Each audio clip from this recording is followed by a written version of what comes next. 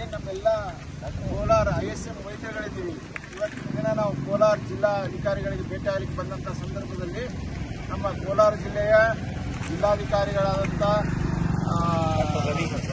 Ravi sir ಅವರು ಬಹಳ ಒಂದು ಸ್ಪಂದನಾತ್ಮಕ ರೀತಿಯಲ್ಲಿ, ಯಾಕಂತಂದ್ರೆ ಅವ್ರು ಒಂದೇ ಮಾತು ಕೇಳಿದರು, ನೀವು ಇನ್ನೂವರೆಗೆ 2 ತಿಂಗಳಾಯಿತು 1.5 ತಿಂಗಳಾಯ್ತು ಅಂತಂದರು, ಆದರೆ ಇನ್ನೂವರೆಗೆ ಒಂದ್ಸಲನೂ ನನಗೆ ಬಂದು ಭೇಟಿಯಾಗಿಲ್ಲ ನೀವು ಬೈತಿದೆ ಅಂತಂದರು.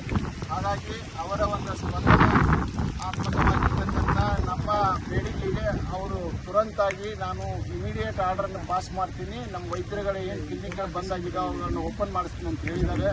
ಆ ಒಂದು ಕೋರಿಕೆ ಮೇರೆಗೆ ನಾವು ಇವತ್ತು ಅವ್ರಿಗೆ ಭೇಟಿಯಾಗಿ ಏನು ಮೆಮೊರೆಂಡಮ್ ಕೊಟ್ಟಿದ್ದೀವಿ.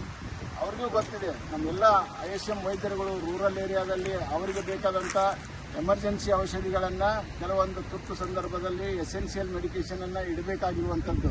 ಅವರು ಪರ್ಟಿಕ್ಯುಲರ್ ಹೆಸರು ಕೂಡ ಮೆನ್ಷನ್ ಮಾಡಿದರು. ನೀವೊಂದು ರೂರಲ್ ಏರಿಯಾದಾಗ ಕ್ಲಿನಿಕಲ್ ಪ್ರಾಕ್ಟೀಸ್ ಮಾಡುವಂಥ ಯಾವುದಾದ್ರೂ ರೋಗಿ ಅಥವಾ ಆಕ್ಸಿಡೆಂಟು ಅಥವಾ ಏನಾದರೂ ಉಂಟಾಗಿ ಬಂದಾಗ ಕೆಲವೊಂದು ಮೆಡಿಸಿನನ್ನು ನೀವು ಇಟ್ಟು ಪ್ರಾಕ್ಟೀಸ್ ಮಾಡಬೇಕಾಗತ್ತೆ. ಹಾಗಾಗಿ ನಿಮಗೆ ಯಾವ ತೊಂದರೆನೂ ಕೊಳ್ಳಾರದ ರೀತಿಯಲ್ಲಿ ನಾನು ನೋಡ್ಕೊತೀನಿ ಅಂತ ಹೇಳಿದ್ದಾರೆ. ಅವರಿಗೆ ನಮ್ಮ ಎಲ್ಲ ಕೋಲಾರ ಜಿಲ್ಲೆಯ ನಮ್ಮ ISM ವೈದ್ಯರುಗಳ ಪರವಾಗಿ ಮತ್ತು ನಮ್ಮ KSB ಟೀಮ್ ಪರವಾಗಿ ಹೃತ್ಪೂರ್ವಕವಾದಂಥ ಅಭಿನಂದನೆಗಳನ್ನು ಸಲ್ಲಿಸುವ ಮೊಟ್ಟ ಮೊದಲನೇದಾಗಿ. ಹಾಗೆ ನಮ್ಮ ಎಲ್ಲ ವೈದ್ಯರುಗಳಿಗೆ ನಾವು ಒಂದು ಮೆಸೇಜನ್ನು ಸ್ಪ್ರೆಡ್ ಮಾಡಲಿಕ್ಕೆ ಇಷ್ಟಪಡೋದೇನಂತಂದರೆ, ನಮ್ಮ ವೈದ್ಯರುಗಳು ಸ್ಪಷ್ಟವಾಗಿ ಏನು ನಮ್ಮ ಬೇಸಿಕ್ KPME ಆ್ಯಕ್ಟಲ್ಲಿ ಮೆನ್ಷನ್ ಮಾಡಿರ್ತಕ್ಕಂಥ KPME ರಿಜಿಸ್ಟ್ರೇಷನ್ ಇರ್ಬೋದು, ಪೊಲ್ಯೂಷನ್ ಕಂಟ್ರೋಲ್ ಬೋರ್ಡ್ ಇರ್ಬೋದು, ಬೇರೆ ಬೇರೆ ಏನು ಲೈಸೆನ್ಸ್ಗಳಿಗೆ ಸಂಬಂಧಪಟ್ಟಂಥ ದಾಖಲಾತಿಗಳನ್ನು ಕ್ಲಿನಿಕ್ಕಲ್ಲಿ ತಮ್ಮ ಡಿಗ್ರಿ ಸಮೇತ ಪ್ರೊಡ್ಯೂಸ್ ಮಾಡಬೇಕು.